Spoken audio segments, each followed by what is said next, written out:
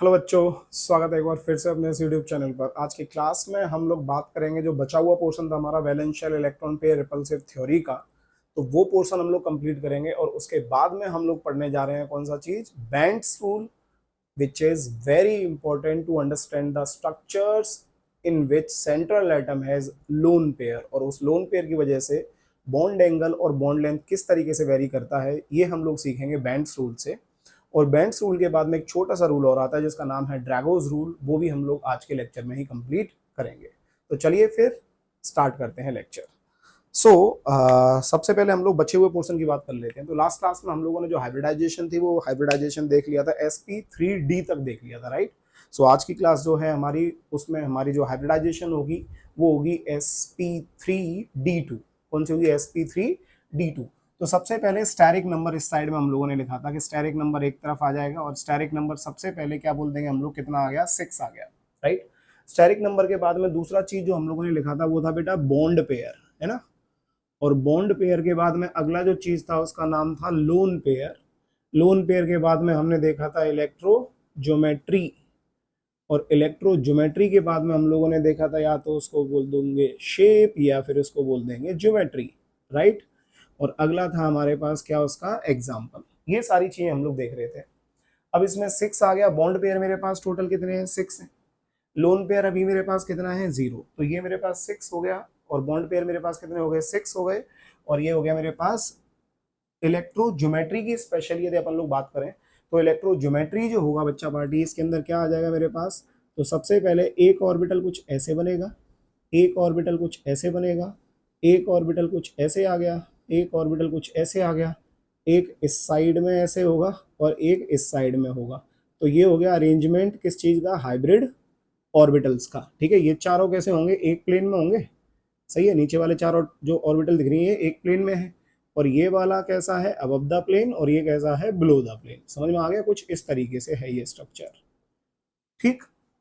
इसको अपन लोग बोलते क्या है बेटा? तो ये होता है हमारे पास ऑक्टाहेड्रल। क्या होता है ये? Octahedral, right. शेप और ज्योमेट्री की बात करेंगे तो इसमें भी बेटा वही होना है। क्या होना है? एक मेरे पास एटम होगा, तो एटम कौन सा मान लिया मैंने? कुछ भी। ए एटम मान लिया, इस साइड में ये बी एटम है, ये बी एटम मान लिया, ये बी एटम मान लिया, ये बी एटम आ गया और ये भी एटम आ गया। तो एक और दो, ये दोनों कैसे हैं मेरे पास? ऊपर नीचे। ये 90 डिग्री है। और ये सब कैसे हैं? एक प्लेन में है। ये सब चारों के चारों एक सेम है। जो एटम है ये एक प्लेन में है, ये अबव द प्लेन है और ये बिलो द प्लेन है। एग्जाम्पल की बात करेंगे तो एग्जाम्पल में क्या बोल सकते हैं अपन लोग? तो सिंपल कोई भी एक ऐसा एग्जाम्पल ले लो जो 6 बॉन्ड बना रहा हो। तो मेरे पास क्या हो गया? सिंपली SF6 मान लिया मैंने। क्या मान लिया? SF6। और इसी को शेप या फिर ज्योमेट्री जो इसका होगा उसी को क्या बोल देंगे? ऑक्टाहेड्रल। क्यों? क्योंकि यदि लोन पेयर नहीं होगा तो लोन पेयर नहीं होने के केस में इलेक्ट्रोज्योमेट्री जो होता है वही शेप और ज्योमेट्री भी होता है, राइट। अब अगला चलते हैं। स्टेरिक नंबर अभी भी 6 ही है। बॉन्ड पेयर मेरे पास कितने हो गए? 5। और लोन पेयर कितना आ गया मेरे पास? एक लोन पेयर आ गया। अब एक लोन पेयर मेरे पास आने से क्या उसकी इलेक्ट्रोज्योमेट्री में चेंज आएगा? बिल्कुल नहीं। इलेक्ट्रोज्योमेट्री तो कैसे रहने वाली है? सेम रहने वाली है, क्योंकि वो स्टैरिक नंबर पर डिपेंड करेगा। स्टैरिक नंबर चेंज होगा तब इलेक्ट्रोज्योमेट्री चेंज होगा, अदरवाइज सेम ही रहेगा। बट ये लोन पेयर आने की वजह से इसका जो शेप और जो ज्योमेट्री होगा वो क्या हो जाएगा बेटा? वो चेंज हो जाएगा। वो कैसा हो जाएगा? जल्दी बोलो फटाफट से। वो चेंज हो जाएगा। तो यदि इसकी अपन लोग बात करें तो कैसा हो जाएगा ये? तो यहाँ पे जो एटम दिखा रहा था मैं, वो एटम के हिसाब से ही समझो, इजी रहेगा। ये सारे के सारे मेरे एटम आ गए एक प्लेन पे, ठीक है। ये चारों एक प्लेन पे आ गए। अब नीचे से मेरे पास क्या है? एक एटम लगा हुआ है। ऊपर मैंने क्या कर दिया? एक लोन पेयर लगा दिया। ऊपर क्या लगा दिया? जल्दी बोलो फटाफट से। एक लोन पेयर लगा दिया। बात समझ में आ रही है? ऊपर क्या लगा दिया मैंने? एक लोन पेयर लगा दिया। क्लियर है? तो इसकी यदि अपन लोग बात करेंगे तो इसका जो स्ट्रक्चर होता है मेरे पास, या शेप की बात करेंगे तो जो शेप होता है वो होता है स्क्वायर। और एक क्या है मेरे पास ये पिरामिडल है ना। स्क्वायर क्या बोलते हैं इसको? पिरामिडल। स्क्वायर पिरामिडल, ठीक। ये हो गया मेरे पास स्क्वायर पिरामिडल, राइट। अब मुद्दा ये आता है कि यदि हम लोग यहाँ पे बात करें कि इस जगह पे क्या होगा मेरे पास? ये लोन पेयर आ रहा है। ये लोन पेयर इसके साथ क्या करेगा? Lone pair bond pair repulsion, lone pair bond pair repulsion, lone pair bond pair repulsion, lone pair bond pair repulsion. कितनी जगह से लगेगा ये? बेसिकली 4 तरीके से, 4 जगह से, है ना। लेकिन यदि मैं लोन पेयर यहाँ पे लगा देता तो यहाँ पे क्या होता? इसके साथ भी lone pair bond pair repulsion, इसके साथ भी lone pair bond pair repulsion, इसके साथ भी lone pair bond pair repulsion, इसके साथ भी lone pair bond pair repulsion. Clear है सब लोगों को यहाँ पे? ठीक। तो हम लोगों को जब भी लोन पेयर आएगा तो उनको ऐसी जगह पे रखना है जहां पर रिपल्सन कैसा हो, कम फील हो। ठीक। अगला, इसकी स्क्वायर पिरामिडल की बात करें तो इसका एग्जांपल क्या दे सकते हैं अपन लोग, तो एग्जांपल हो सकता है ब्रोमीन ले लो, ब्रोमीन के साथ कितने बॉन्ड बना दो, 5 बॉन्ड बना दो, तो एक क्या क्या बचेगा इसके पास, एक लोन पेयर बचेगा, तो Br5 स्ट्रक्चर हो जाएगा। ये 6 आ गया, बॉन्ड पेयर कितने आ गए 4, लोन पेयर कितना आ गया 2, इलेक्ट्रोज्योमेट्री अभी भी सेम रहेगा। अब ये 4 बॉन्ड पेयर आ गए, 2 क्या है मेरे पास बच्चा पार्टी, लोन पेयर है। तो ऐसे वाले स्ट्रक्चर को यदि मैं यहाँ पे बनाऊं तो ये क्या आ जाएगा, मान लो ए बी, ये भी बी आ गया, ये भी बी आ गया, एक क्या आ गया ऊपर से लोन पेयर और एक इधर से लोन पेयर। यदि हम लोग इन दोनों लोन पेयर को एक ही प्लेन पे रखते बेटा तो यहाँ पे 90 डिग्री का एंगल आता, 90 डिग्री का एंगल आता, तो लोन पेयर रिपल्सन ज्यादा होता, तो हमारे पास कोई ऑप्शन नहीं था, इसीलिए हम लोगों ने ये लोन पेयर को कहाँ रखा है, ऑपोजिट साइड में, क्योंकि यहाँ पे थीटा कैसा है मेरे पास, ज्यादा है, थीटा कैसा है मेरे पास, मैक्सिमम है। क्लियर हुआ सब लोगों को, थीटा कैसा होगा, मैक्सिमम होगा। इसकी बात करें, इसका नाम क्या होगा, जैसे ये स्क्वायर पिरामिडल हो गया, ये ऑक्टाहेड्रल हो गया, तो इसको क्या बोलते हैं अपन लोग, तो ये होता है मेरे पास स्क्वायर प्लेनर भी कह सकते हैं इसको, क्या कह सकते हैं, स्क्वायर प्लेनर। ये कैसा होगा मेरे पास, स्क्वायर प्लेनर ज्योमेट्री। कैसा आ जाएगा बच्चा पार्टी, ये स्क्वायर प्लेनर ज्योमेट्री। ये स्क्वायर प्लेनर की बात करें तो इसका स्ट्रक्चर कौन सा हो सकता है या एग्जांपल कौन सा हो सकता है, तो हमें पता है जेनॉन फैमिली, इनर्ट गैसेस, हमने जेनॉन ले लिया, तो जेनॉन के आउटर मोस्ट शेल में कितने इलेक्ट्रॉन होते हैं 8, तो यहाँ पे कितने बॉन्ड बना लिया 1 2 3 4, कितने और इलेक्ट्रॉन बचे 4, तो 2 और 2, तो 2 लोन पेयर, तो यहाँ पे एग्जांपल क्या आ जाएगा HCF4। कैसा होता है उसका, स्क्वायर प्लेनर ज्योमेट्री होता है। कैसा होता है देखो फटाफट से, स्क्वायर प्लेनर ज्योमेट्री। डन। सो ये कहानी है हमारे पास किसके लिए, फॉर हाइब्रिडाइजेशन। हाइब्रिडाइजेशन भी एक तरफ लिख देते हैं, इन सब के लिए हाइब्रिडाइजेशन जो आएगी वो क्या आएगी बेटा, sp3d2, क्या आएगी sp3d2। क्लियर है, चलो आगे बढ़ते हैं। वो मिटा दिया है ना उसको, लास्ट और बात बचा हुआ है ना, एक लास्ट बाकी है।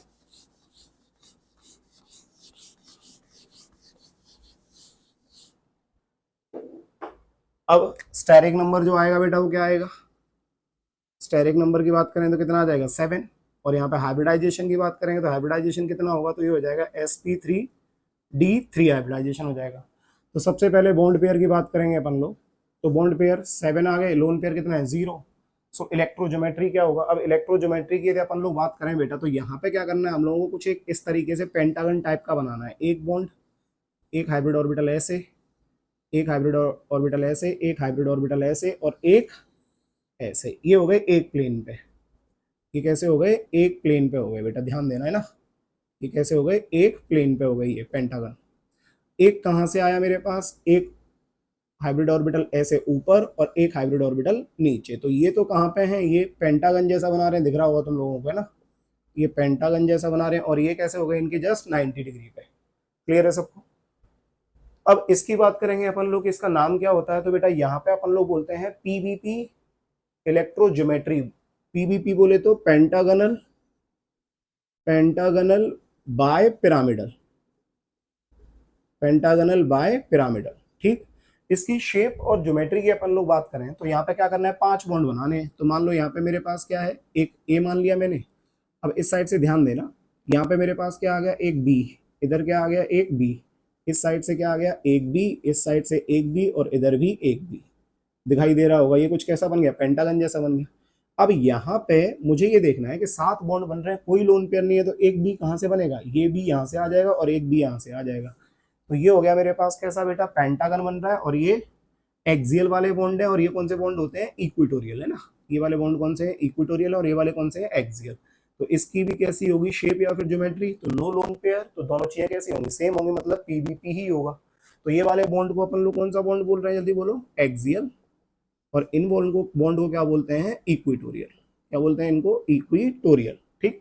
एग्जाम्पल की बात करेंगे तो क्या बन सकता है, IF7, 7 बॉन्ड बन रहे हैं, तो हेलोजन वाले जो बंदा होगा ये क्या कर सकता है, 7 बॉन्ड बना सकता है, ये IF7 हो गया। नेक्स्ट 7 आ गया, यहाँ पे कितना आ गया 6, यहाँ पे कितना आ गया 1। ये तो कैसा रहेगा, सेम रहेगा। अब मेरे पास एक लोन पेयर आ गया बच्चा पार्टी, क्या आ गया मेरे पास, एक लोन पेयर आ गया। अब लोन पेयर जैसे ही मेरे पास आया तो इसका हम लोग शेप या फिर ज्योमेट्री की बात करेंगे कि शेप और ज्योमेट्री इसका कैसा होता है। तो बेटा ये बेसिकली मेरे पास 2 तरीके का होता है, बड़े ध्यान से सुनना। ये 2 तरीके का होता है मेरे पास, एक होता है स्टीरियो, एक में आता है मेरे पास क्या, ध्यान देना सबको, सब लोग ध्यान से सुनना। एक में क्या होता है, स्टीरियो केमिकली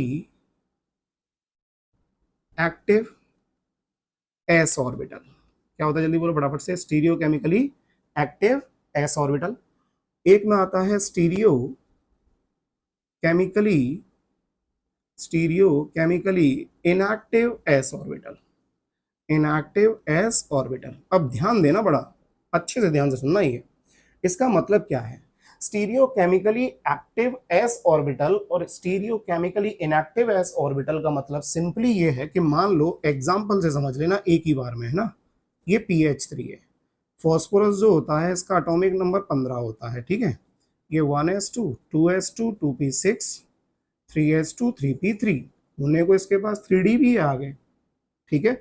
बट होता क्या है, ध्यान देना, ये मेरे पास 3 बॉन्ड यहाँ पे अपने को पता लग गया कि ये हाइड्रोजन आया, ये हाइड्रोजन आया, ये हाइड्रोजन आया, इसके ऊपर एक क्या होगा, लोन पेयर होगा। वैलेंस शेल कौन सा है इसका, 3s 3p, ये वाला वैलेंस शेल है। तो 3s में कितने इलेक्ट्रॉन आ गए, 2, और p के अंदर कितने इलेक्ट्रॉन आ गए, अनपेयर्ड 3। इन 3 अनपेयर्ड इलेक्ट्रॉन के साथ हाइड्रोजन ने बॉन्ड बनाया, ठीक है। हाइड्रोजन ने क्या किया, इनके साथ, तीनों के साथ बॉन्ड बना लिया। ये जो है 3s वाला, ये बॉन्डिंग में पार्टिसिपेट नहीं हो रहा है, ये बॉन्डिंग में पार्टिसिपेट नहीं हो रहा है। जो भी बॉन्ड बन रहे हैं वो किससे बन रहे हैं, प्योर p एटॉमिक ऑर्बिटल से बन रहे हैं। ध्यान देना सब लोग, s वाला जो है वो बॉन्डिंग में पार्टिसिपेट नहीं हो रहा है, प्योर p एटॉमिक ऑर्बिटल से क्या हो रहे हैं, बॉन्ड बन रहे हैं। तो जब ये बॉन्डिंग में पार्टिसिपेट नहीं हो रहा है तो ये होता है इनएक्टिव। कैसा होगा, जल्दी बोलो फटाफट से, ये इनएक्टिव।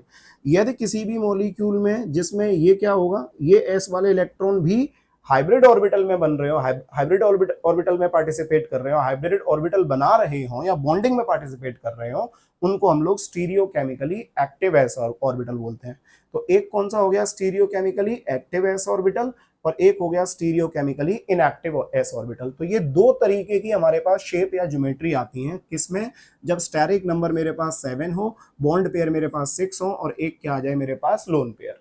अब मुद्दा ये आता है कि किसमें स्टीरियो केमिकली एक्टिव होगा और किसमें स्टीरियो केमिकली इनएक्टिव होगा। तो जिसमें स्टीरियो केमिकली एक्टिव होता है बेटा, वो होते हैं डिस्टॉर्टेड ऑक्टाहेड्रल बोलते हैं उनको हम लोग। क्या बोलते हैं, जल्दी बोलो फटाफट से, डिस्टॉर्टेड ऑक्टाहेड्रल, है ना। तो ये कैसा हो गया मेरे पास, एक्टिव की बात कर रहा हूं मैं, किसकी बात कर रहा हूं, एक्टिव। तो क्या होगा मेरे पास, डिस्टॉर्टेड ऑक्टाहेड्रल, डिस्टॉर्टेड ऑक्टाहेड्रल। समझ में आ गया कैसा होगा, डिस्टॉर्टेड ऑक्टाहेड्रल होता है उसका शेप, किसका, जिसमें स्टीरियो केमिकली एक्टिव आएंगे। एग्जांपल की बात करें तो XeF6, XeF6 या फिर IF6 माइनस, कौन सा ले सकते हैं, XeF6 ले सकते हैं या फिर IF6 माइनस ले सकते हैं। तो ये दोनों किसके एग्जाम्पल हैं, ये दोनों एग्जाम्पल है बेटा किसके, डिस्टॉर्टेड ऑक्टाहेड्रल के। इसमें क्या देखेंगे, 6 बॉन्ड बन रहे हैं मेरे पास। ये XeF6 में कितने बॉन्ड बन रहे हैं, जल्दी बोलो फटाफट से, 6 बॉन्ड बन रहे हैं। तो यहाँ पे 6 बॉन्ड पेयर आ गए। एक क्या होगा, इसके पास लोन पेयर होगा। तो इसके अंदर मेरे पास क्या होगा बेटा, S वाला जो होगा वो पार्टिसिपेट नहीं करेगा, सिर्फ 6 पार्टिसिपेट करेंगे। कैसा आएगा इसमें, सॉरी, S वाला भी पार्टिसिपेट करेगा। तो इसके अंदर क्या आएगा मेरे पास, S ऑर्बिटल पार्टिसिपेट कर रहा है, तो कैसा बनेगा, डिस्टॉर्टेड ऑक्टाहेड्रल। IF6 की माइनस की बात करेंगे तो इसमें भी कैसा बनेगा, डिस्टॉर्टेड ऑक्टाहेड्रल। अब स्टीरियो केमिकली इनएक्टिव, जैसे ये कैसा है, स्टीरियो केमिकली इनएक्टिव है, तो ऐसा ही किसमें देखने को मिलता है, जिसके अंदर stereo chemically inactive S orbital हो, और उससे बनने वाला जो शेप या फिर ज्योमेट्री होगा वो कैसा होगा। तो XeF, जैसे ICl6 माइनस ले लो, कौन सा ले लो, ICl6 माइनस, ICl6 माइनस ले लो, है ना। या फिर ऑक्सीजन फैमिली में बात करें तो ऑक्सीजन फैमिली में कौन ले सकते हैं अपन लोग, ओल्ड स्टाइल से T, तो TE आ जाएगा मेरे पास, क्या आ जाएगा, TeCl6 -2 कर दो। ऐसे ही नाइट्रोजन फैमिली की बात करें तो नीदरलैंड, पोलैंड, ऑस्ट्रिया, सब, तो SB ले लो, तो SbCl6 मान लो, और यहाँ पे कितना आ जाएगा, -3। क्लियर है। ये जितने भी एग्जाम्पल हैं मेरे पास, ये सारे एग्जाम्पल के अंदर बेटा क्या होगा, ये stereo chemically inactive S orbital होते हैं, stereo chemically inactive S orbital होते हैं। तो ये कैसे होते हैं, तो यदि वो डिस्टॉर्टेड ऑक्टाहेड्रल है बेटा, तो ये होते हैं मेरे पास परफेक्टली ऑक्टाहेड्रल। ये कैसे होते हैं, जल्दी बोलो फटाफट से, परफेक्टली ऑक्टाहेड्रल। इनका शेप डिस्टॉर्टेड नहीं होता है। क्लियर है। सो ये परफेक्टली ऑक्टाहेड्रल होते हैं, और ये कैसे होते हैं, डिस्टॉर्टेड ऑक्टाहेड्रल। तो डिस्टॉर्टेड कौन से होंगे, जल्दी बोलो, जिसमें stereo chemically active S orbital होंगे, और जिसमें stereo chemically inactive S orbital होते हैं वो कैसे होते हैं, परफेक्टली ऑक्टाहेड्रल होते हैं। क्लियर है सब लोगों को? इनएक्टिव होगा तो भाई वो बॉन्डिंग में पार्टिसिपेट कर जाएगा ना यार, इसके अंदर बॉन्डिंग में वो पार्टिसिपेट नहीं कर रहा है, तो प्योर क्या होगा उसके अंदर, एस होगा। प्योर क्या होगा उसके अंदर, एस होगा, तो रिपल्सन कैसा होगा मेरे पास, ज्यादा, तो उससे शेप कैसा हो जाता है, डिस्टॉर्टेड हो जाता है। कैसा हो जाता है, जल्दी बोलो फटाफट से, डिस्टॉर्टेड हो जाता है। क्लियर है सब लोगों को यहाँ तक? अब ये 761 हो गया। अब और एक और हो सकता है जिसमें लोन पेयर कितने आ जाए, 2, तो ये लास्ट है हमारे पास, वो हम लोग देख लेते हैं। इसको मिटा देता हूं, है ना। इलेक्ट्रोज्योमेट्री अभी भी कैसा रहेगा बच्चों, सेम ही रहेगा। इलेक्ट्रोज्योमेट्री अभी भी कैसा रहेगा, सेम।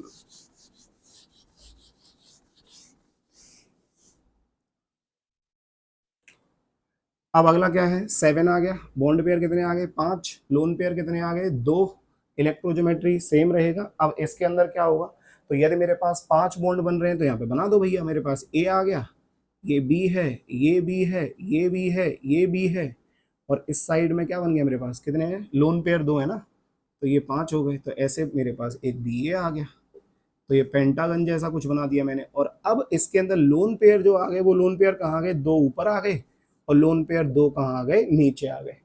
अब सर इसमें ऐसे क्यों है, तो फिर दोबारा से देखो, यदि ये लोन पेयर मेरे पास इस साइड में रहता तो यहाँ पे बॉन्ड एंगल कितना मिलता, 72 डिग्री, और लोन पेयर रिपल्सन कैसा होता है, बहुत ज्यादा होता है मेरे पास, तो ये 72 डिग्री यहाँ पे है, लेकिन यहाँ पे कितना है बेटा मेरे पास, ये 180 डिग्री पे है। यदि एक ऊपर लोन पेयर एक बॉन्ड की जगह पे लोन पेयर लगा देता तो एंगल कितना होता, 90 होता। तो 72 में 90 में दोनों जगह पे लोन पेयर रिपल्सन ज्यादा है, तो यहाँ पे क्या रख दिया मैंने, एक्सियल पे रख दिया, जिससे इसका लोन पेयर रिपल्सन कैसा हो, सबसे कम हो। समझ में आ रहा है? इसीलिए ये दोनों कहाँ गए लोन पेयर मेरे पास, ऊपर और नीचे। ये लोन पेयर कहाँ गए मेरे पास, ऊपर और नीचे। यदि इसमें एग्जाम्पल की बात करें कि इसमें कौन सा एग्जाम्पल आ सकता है, तो एग्जाम्पल आ गया मेरे पास XeF5 माइनस, क्या हो गया, XeF5 माइनस। क्लियर है सब लोगों को? चलो इसको देख लो जल्दी से फटाफट।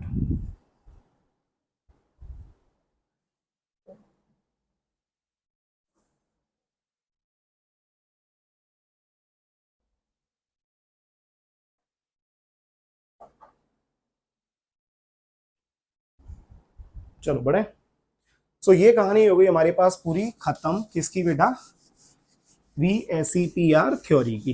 ठीक है, तो यहां से अब हम लोगों को इतना आइडिया लग गया कि किसी के अंदर भी जो बॉन्ड पेयर है वो बॉन्ड पेयर कितने हो या लोन पेयर कितने हो, उसके बेसिस पे हम लोग क्या बता सकते हैं, उसका इलेक्ट्रोज्योमेट्री बता सकते हैं, उसका शेप बता सकते हैं, और हम लोगों को ये आइडिया लग गया कि कहाँ पर रिपल्सन ज्यादा होता है, कहाँ पर रिपल्सन कम होता है, परसेंटेज पी करेक्टर कहाँ पे ज्यादा होता है, परसेंटेज एस करेक्टर कहाँ पे ज्यादा होता है। ठीक है, चलिए अब हम लोग चलते हैं बेटा एक रूल पे, और उस रूल का नाम है बेंट्स रूल। तो बड़े ध्यान से सुनना कि बेंट्स रूल हमें क्या सिखाता है। तो नेक्स्ट चीज कौन सा है मेरे पास, बेंट्स रूल। बेंट्स रूल, ठीक। अब ये बेंट्स रूल क्या कहता है, ध्यान दो। बेंट्स रूल के अकॉर्डिंग ऐसा बोला गया कि मेरे पास एक ज्योमेट्री है बेटा जिसका नाम है ट्राइगोनल, ट्राइगोनल बाय पिरामिडल। कौन सी ज्योमेट्री है, ट्राइगोनल बाय पिरामिडल, जिसको अपन लोग PBP बोलते हैं। क्या बोलते हैं, PBP। अब इसमें यह बोला गया कि मान लो मेरे पास ये सेंट्रल एटम B है, ठीक है, ये B हो गया, और यहाँ पे मेरे पास क्या एटम लगा हुआ है, ये A एटम लग गया। यहाँ पे कौन सा एटम है, ये A है। यहाँ पे कौन सा एटम है, ये A है। ऊपर से जो मेरे पास एटम है वो कौन सा है, A है, और नीचे से भी जो एटम है मेरे पास कौन सा है, A है।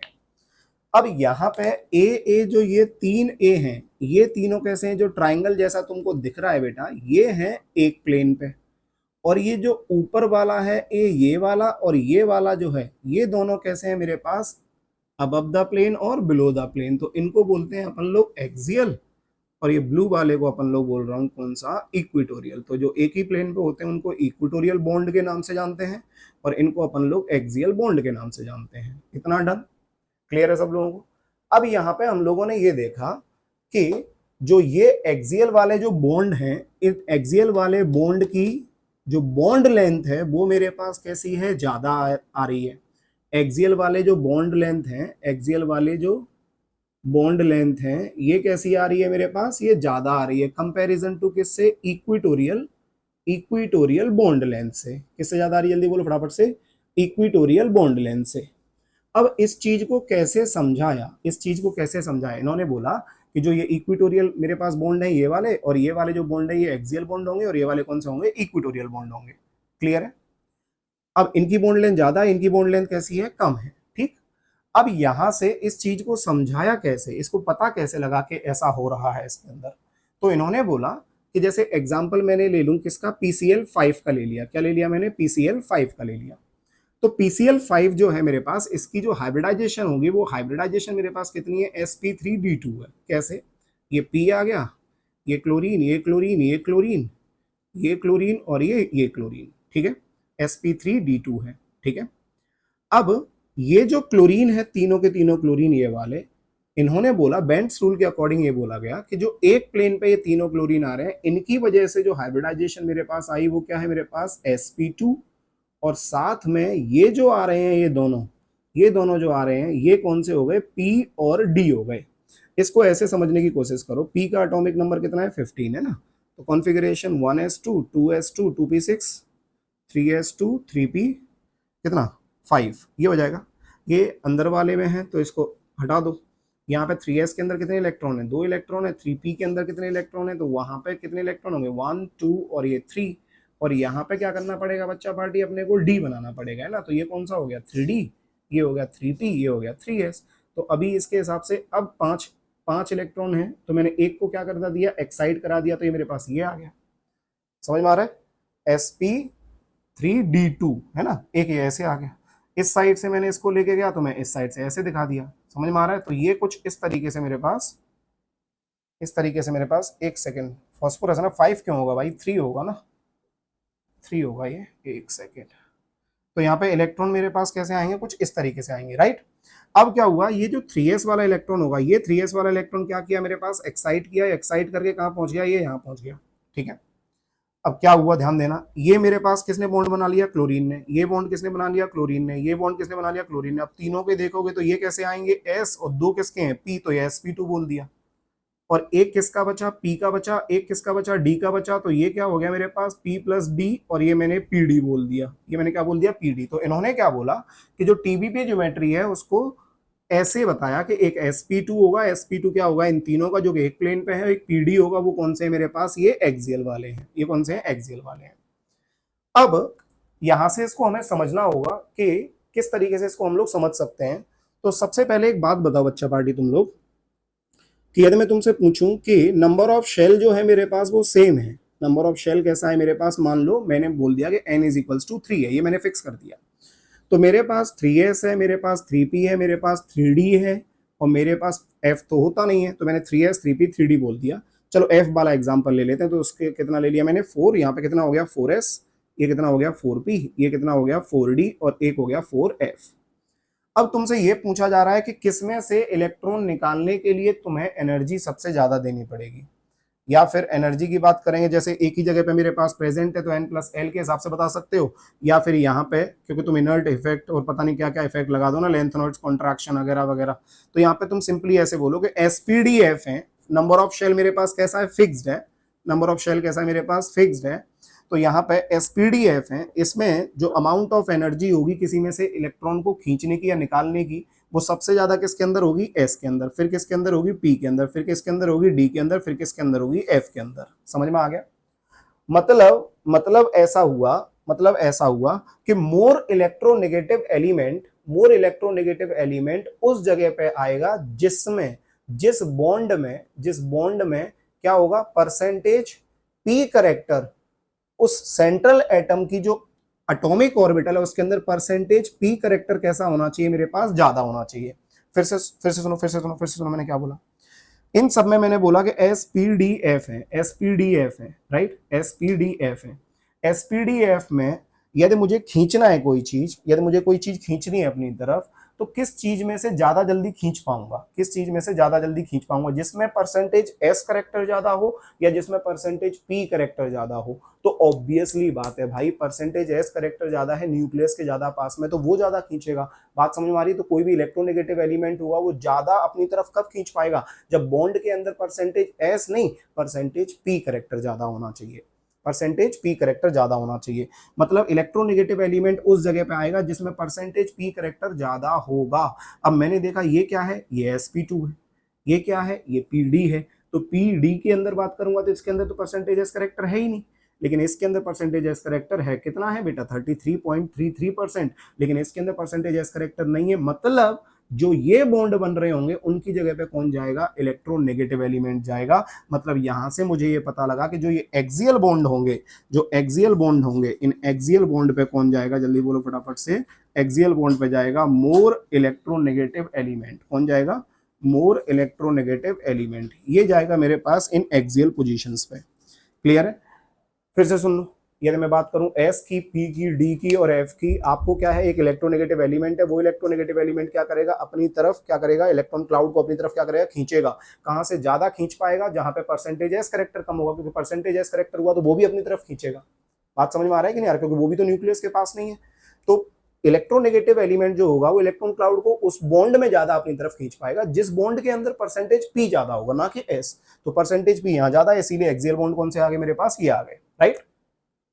अब एक और पॉइंट आता है, एक और पॉइंट आता है, बड़े ध्यान से सुनना। ये तो हो गया बॉन्ड की कहानी, ये क्या हो गया, बॉन्ड की कहानी हो गई, ठीक है। अब एक पॉइंट ये आता है कि यदि मैं बात करूं कि परसेंटेज पी करेक्टर मतलब क्या है, दो एटम मेरे पास जुड़े हुए हैं, तो दो एटम से क्या हो रहा है, बेसिकली वो इलेक्ट्रॉन क्लाउड शेयरिंग में है ना। इलेक्ट्रॉन क्लाउड किसके बीच में, दो एटम्स के बीच में। बट लोन पेयर की बात करेंगे तो लोन पेयर जो होता है वो किसी के साथ शेयरिंग में नहीं है, वो न्यूक्लियस के क्लोज रहता है। न्यूक्लियस के कैसे रहता है, क्लोज रहता है। मतलब कितने एटम से जुड़ा हुआ है लोन पेयर, सिर्फ एक एटम से, सिर्फ एक एटम पे। अरे एटम पे ही लोन पेयर होगा ना भाई, समझ में आ रहा है। लेकिन बॉन्ड पेयर क्या है, दो लोगों के बीच में बॉन्ड पेयर है, दो लोगों के बीच में। समझ में आ रहा है कि नहीं आ रहा।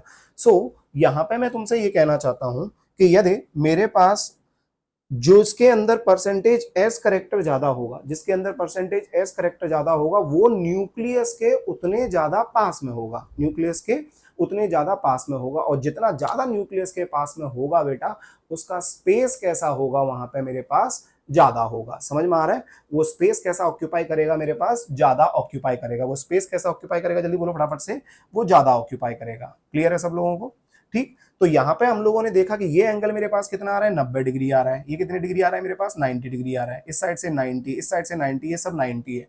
तो जब लोन पेयर की बात की गई, जब लोन पेयर की बात की गई, तो हमें ये पता लगा कि लोन पेयर को हम लोग एक्सियल पे नहीं रखेंगे, तो उसको हम लोग कहाँ रखेंगे, लोन पेयर को हम लोगों को रखना है बेटा इक्विटोरियल पोजीशन पे, क्योंकि उसके अंदर परसेंटेज एस करेक्टर मेरे पास ज्यादा है, न्यूक्लियस के ज्यादा पास में है, न्यूक्लियस के ज्यादा पास में है। समझ में आ रहा है।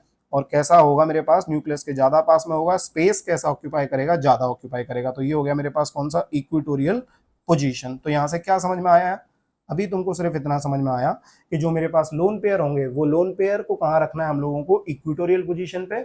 और जो मेरे पास मोर इलेक्ट्रोनेगेटिव एलिमेंट होगा, उसको कहाँ रखना है हम लोगों को, एक्सियल पोजीशन पर रखना है। क्लियर है सब लोगों को यहाँ तक, ठीक, डन यहाँ तक। चलो आगे बढ़ते हैं। अब इनसे हम लोग कुछ स्ट्रक्चर बनाने की कोशिश करते हैं कि इनके स्ट्रक्चर्स कैसे कैसे बनेंगे, इनके स्ट्रक्चर्स कैसे कैसे बन सकते हैं। तो फिलहाल तुमको इतना पता होना चाहिए कि एक्सियल पोजीशन पे कौन आएगा, मोर इलेक्ट्रोनेगेटिव एलिमेंट, और लोन पेयर कहाँ जाएगा मेरे पास, इक्विटोरियल पोजीशन पे, ठीक है। तो सबसे पहला स्ट्रक्चर है बच्चा पार्टी मेरे पास PCl3F2 का। किसका स्ट्रक्चर है, PCl3F2, ये आ गया। तो सेंट्रल एटम कौन है, P। फ्लोरीन, दो एटम है मेरे पास फ्लोरीन के, तो एक ऊपर चला गया, एक नीचे चला गया, एक्सियल पोजीशन। यहाँ पे कौन आ जाएगा, क्लोरीन। यहाँ पे कौन आ गया, क्लोरीन। यहाँ पे कौन आ गया, क्लोरीन, बन गया। हाइब्रिडाइजेशन बोलेंगे तो कितना आ जाएगा बेटा, sp3, 1 2 3 4 5, sp3d, क्या आ जाएगा, sp3d। समझ में आ रहा है।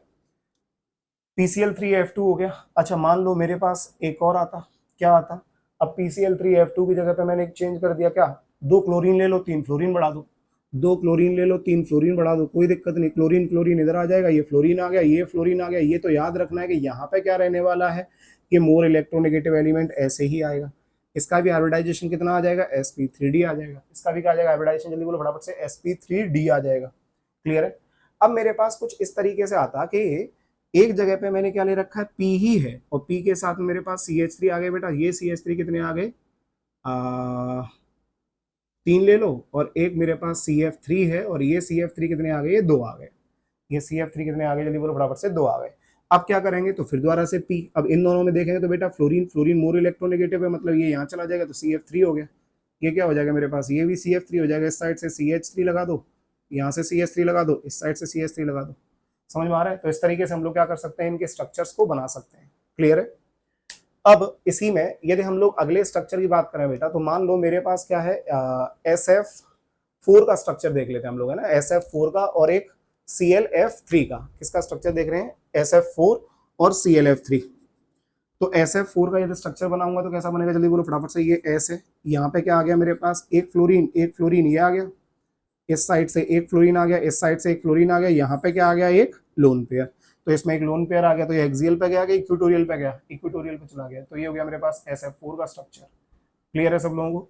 अब तुम खुद सोचो कि यदि यहाँ पे मेरे पास ये लोन पेयर नहीं होता, ये सिर्फ बॉन्ड पेयर होता, ये ऐसे बॉन्ड पेयर होता, तो इनके बीच में जो एंगल होता वो लगभग लगभग कितना आता है, 120। अरे 120 ही रहता मेरे पास, यहाँ पे स्पेस सबसे ज्यादा होता है, 120 रहता। लेकिन अभी क्या आ गया मेरे पास, ये लोन पेयर आ गया।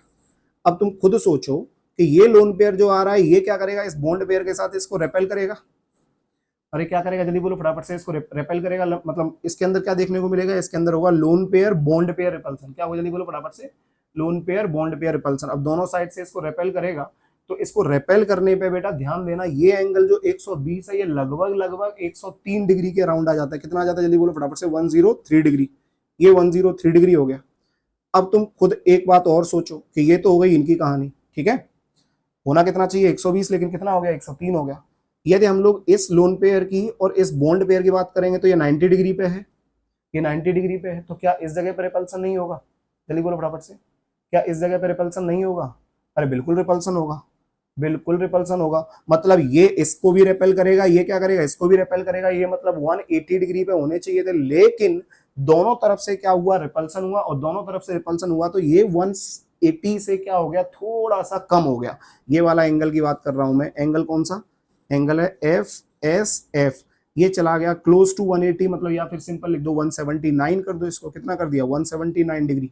और ये 120 डिग्री से कौन सा एंगल, FSF, ये वाला। ये कौन सा है, ये एक्सियल है। ये कौन सा है, ये एक्सियल है। और ये कौन सा है, इक्वेटोरियल वाला। तो ये चला गया कितना, 103 डिग्री। समझ में आ गया? ये रिपल्सन की कहानी हो गई। अब ClF3 की बात करें अपन लोग, तो ClF3 कैसा बन जाएगा बेटा, ये Cl आ गया, ये फ्लोरीन आ गया, ये फ्लोरीन आ गया, ये फ्लोरीन आ गया। यहाँ पे क्या आ जाएगा, तो इसके पास कितने लोन पेयर हैं, 2 लोन पेयर हैं। तो ये एक लोन पेयर ये आ गया, एक लोन पेयर ये आ गया। समझ में आ गया सब लोगों को? अब ClF3 भी हो गया मेरे पास। इस तरीके से हम लोग क्या कर सकते हैं, इनके स्ट्रक्चर्स को ड्रॉ कर सकते हैं। अब इसी में एक चीज और समझ सकते हो, क्या समझ सकते हो, कि ये वाला जो एंगल है, ये वाला एंगल कितना होना चाहिए मेरे पास, 90 होना चाहिए। क्योंकि ये सब कैसे हैं, ये एक प्लेन पे, मान लो ये एक प्लेन पे है, तो इस लोन पेयर के साथ ये क्या होगा, ये 90 डिग्री होना चाहिए। बट लोन पेयर आ गया, लोन पेयर आ गया तो फिर से क्या करेगा, इसको रेपेल करा देगा। और इसको रेपेल करा देगा बेटा, तो ये वाला जो एंगल होता है ना, कौन सा, FClF, ये Cl ऐसे से कैसा हो जाएगा, थोड़ा टिल्ट हो जाएगा। समझ में आ रहा है? तो ये लगभग लगभग एंगल आता है 87.5 डिग्री के अराउंड। कितना आता है ये, 87.5 डिग्री के अराउंड आता है। क्लियर है सब लोगों को? ठीक। तो इस तरीके से हम लोग सीख गए कि इनके जो स्ट्रक्चर्स होंगे वो स्ट्रक्चर्स किस तरीके से बनने वाले हैं। ठीक है, चलो बढ़ते हैं आगे। मिटा दूं इसको।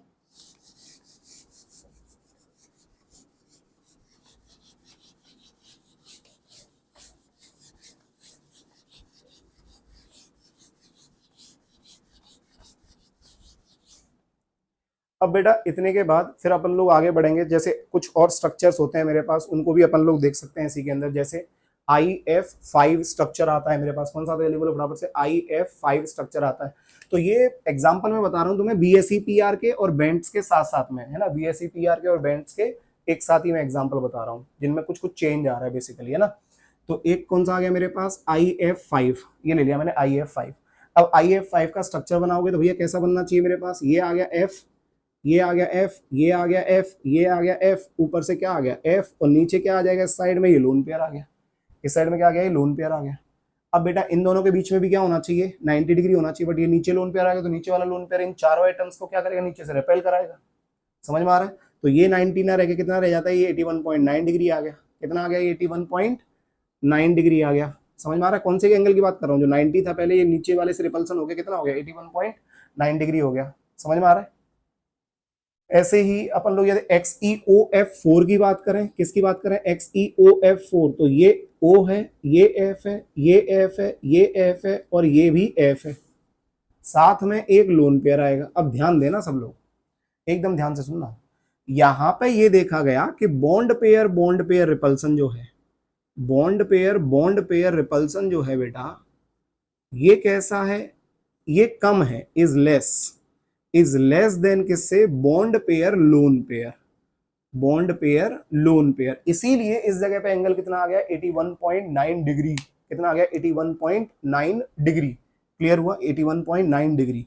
तो ये वाला रिपल्सन जो होगा, जो नीचे से लग रहा है रिपल्सन, ध्यान दो, भूलना नहीं है, एक एटम, दो एटम, तीन एटम, चार एटम, चारों एटम एक प्लेन पे, एक एटम मेरे पास ऊपर से है, ये रहा एफ, और नीचे से क्या है, लोन पेयर। तो नीचे वाला जो लोन पेयर है वो क्या करेगा, एक दो तीन चार, इन चारों को नीचे साइड से रिपल्सन करेगा, तो ये क्या हो जाएगा, नीचे से पहले एक ऐसे थे, अब ऐसे हो जाएंगे, क्योंकि नीचे से रिपल्सन लग रहा है। तो ये एंगल जो 90 होना चाहिए वो कितना हो गया, 81.9 हो गया। अब XeOF4 की बात करूं तो XeOF4 के अंदर बेटा जब अपन लोग देखते हैं तो यहाँ पे एक क्या आने वाला है मेरे पास, डबल बॉन्ड, और एक क्या आने वाला है मेरे पास, लोन पेयर, क्लियर है। तो ये लोन पेयर जो है, ये लोन पेयर जो है, ये नीचे से रिपल्सन लगाना चाहिए, क्या होना चाहिए, नीचे से ये रिपल्सन लगाना चाहिए, और ऊपर से मेरे पास क्या है, ये भी रिपल्सन लगाना चाहिए, क्योंकि ये क्या आ गया, मल्टीपल बॉन्ड आ गया, सिंगल बॉन्ड आ गया। ये क्या है मेरे पास, ये क्या है, जल्दी बोलो फटाफट से, ये लोन पेयर है, और ये क्या है, ये सिंगल बॉन्ड है। तो एक लोन पेयर बॉन्ड पेयर का रिपल्सन है, एक डबल बॉन्ड और सिंगल बॉन्ड का रिपल्सन है, क्लियर है। ये बेटा 90 का होना चाहिए, ये 90 का होना चाहिए। तो बेसिकली यहाँ पे क्या हो गया, multiple bond single bond repulsion, ये दोनों कैसे देखने को मिलते हैं, सिमिलर देखने को मिलते हैं, किसके साथ, lone pair bond pair repulsion. समझ में आ गया। तो नीचे वाला कौन सा है, लोन पेयर बॉन्ड पेयर, ऊपर वाला कौन सा है, डबल बॉन्ड मल्टीपल बॉन्ड और सिंगल बॉन्ड का रिपल्सन। ये दोनों एक जैसे देखने को मिलते हैं, बट इसका एंगल की बात करें तो इसका एंगल लगभग 91 डिग्री के अराउंड आता है। कितना आता है, 91 डिग्री के अराउंड आता है। ऐसा ही सेम XeF5 में होगा, किसमें होगा, XeF5 प्लस के अंदर भी होगा, ठीक है। तो इसके अंदर जो है मेरे पास जो रिपल्सन आ रहा है वो लगभग कैसा आ रहा है, सेम, इसीलिए इसमें चेंज ज्यादा देखने को नहीं मिला है। बट ये दोनों एग्जांपल वो हैं जिनके अंदर चेंज ऑब्जर्व होगा, मतलब इनके अंदर बॉन्ड पेयर रिपल्सन कैसा होगा, कम होगा comparison to bond pair lone pair. Done, यहां तक इतना समझ में आ गया सब लोगों को। चलो, सो अब इसी में एक चीज और सीख लेते हैं हम लोग, जैसे जैसे अपन लोग एक स्ट्रक्चर की बात करें, और वो स्ट्रक्चर हो गया मेरे पास कौन सा, या फिर इसे ही ले लेते हैं ना, स्ट्रक्चर ले लेते हैं कौन सा, XeF6, ये है। अब XeF6 की यदि अपन लोग बात करें बेटा, तो ये बेसिकली डायनामिक इक्विलिब्रियम में एग्जिस्ट करता है। किसमें एग्जिस्ट करता है, ये डायनामिक इक्विलिब्रियम में एग्जिस्ट करता है, डायनामिक इक्विलिब्रियम। इसका मतलब क्या है, इसका मतलब ये है कि मान लो ये Xe मेरे पास आ गया, यहाँ पे कौन है, एक फ्लोरीन, ये क्या है, एक फ्लोरीन, ये क्या है, एक फ्लोरीन, ये क्या है, एक फ्लोरीन, ये क्या है, एक फ्लोरीन, एक क्या आ गया मेरे पास, ये फ्लोरीन आ गया। ये कैसे हैं बेटा, ये एक प्लेन पे हैं, ये कैसे हैं, एक प्लेन पे हैं, ये इसके साथ ऐसे जुड़े हुए हैं, ये इसके साथ ऐसे जुड़ा हुआ है, कुछ इस तरीके से ये बनेगा, है ना। अब यहाँ पे इस साइड से इसके एक फेस पे लोन पेयर कुछ इस तरीके से आ सकता है, इस तरीके से लोन पेयर हो सकता है, ठीक है।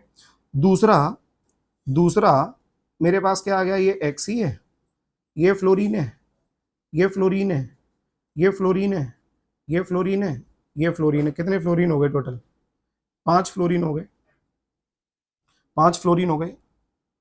एक फ्लोरीन आ गया मेरे पास नीचे से, समझ में आ रहा है, एक फ्लोरीन आ गया मेरे पास नीचे से। और इसी में यदि अपन लोग बात करेंगे तो एक क्या बचेगा मेरे पास, लोन पेयर बचेगा। तो 1 2 3 4 5, और ये हो गया मेरे पास, एक सेकेंड, 3 2 5 6 हो गए ना, 6। अब एक क्या बचेगा इसके पास, एक लोन पेयर बचेगा। यदि एक लोन पेयर बचेगा तो वो लोन पेयर कैसे आ जाएगा, कुछ इस तरीके से हो जाएगा, क्लियर है।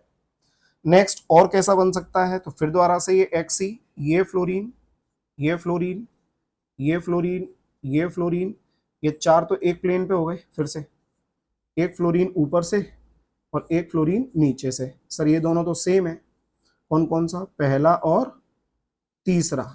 तो बेटा मैं क्या कर रहा हूं, जस्ट इसका फेस चेंज कर दे रहा हूं। ये मैंने ऊपर लिया है कुछ इस तरीके से इस फेस पे, इसी तरीके से इस फेस पे भी ऐसे लोन पेयर आ सकता है। तो ये तीनों कैसे रहता है मेरे पास, ये जो है XeF6 ये किसमें एग्जिस्ट करता है मेरे पास, डायनामिक इक्विलिब्रियम में, इस तरीके से डायनामिक इक्विलिब्रियम। तो ये इनमें से कोई भी जो शेप है वो ये मेरे पास क्या होता जाएगा, चेंज होता जाएगा। अब इसकी यदि अपन लोग बात करें किसकी, डाइपोल मूवमेंट की, जो कि डाइपोल मूवमेंट अभी तुम्हारे पास आने वाला है, बट तुम लोगों ने वेक्टर तो पढ़ा होगा ना 11th क्लास में, ठीक है। तो एक डाइपोल मूवमेंट की यदि अपन लोग या डाइपोल की बात करें, इस मॉलिक्यूल के डाइपोल की बात करें XeF6 की, तो बेटा एक क्या है मेरे पास एक्सपेक्टेड।